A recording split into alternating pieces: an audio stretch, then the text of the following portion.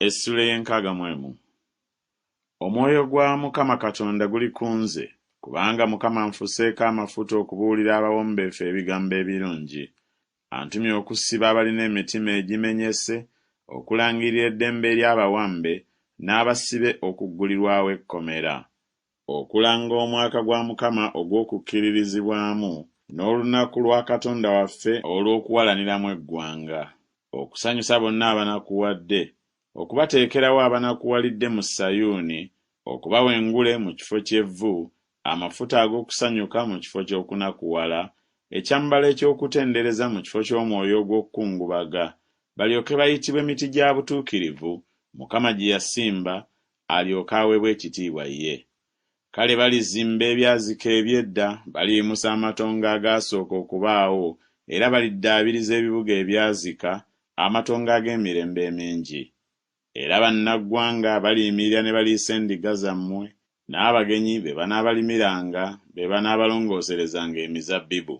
Naye mmwe muliyitibwa bakabona ba Mukama, abantu balibayita baweereza ba Katonda waffe, mulirya obugagga obw'amawanga, ne mu kitiibwa kyabwe mwe mulyenyumiririza. Mu kifo ky'ensonyi zammwe muliweebwa emirundi 2, ne mu kifo ky'okuswala balisanyukira omugabo gwabwe. Kyebaliva babeera n'emirundi 2 mu nsi yaabwe, baliba n'essanyu eritaliggwaawo. Kubanga nze Mukama njagala omusango ogw'ensonga, nkyawa okunyaga wamu n'obutali butuukirivu. Era ndibawa empeera yaabwe ng'amazima bwe gali, era ndiragaana nabo endagaano etaliggwaawo. N'ezzadde lyabwe lirimanyibwa mu mawanga, n'enda yaabwe mu bantu. Bonna abaabalabanga balibakkiriza ng'abo lyezzadde Mukama lyawadde omukisa.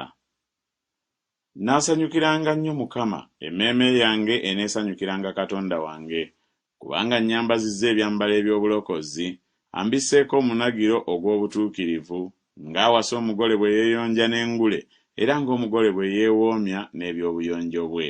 Kubanga ettaka bwe lisansuza ekimuli kyalyo, era ng'olusuku bwe lumeze ebyo ebisigibwa mu lwo, bw'atyo Mukama Katonda bw'alimeza obutuukirivu n'okutendereza mu maaso g'amawanga gonna.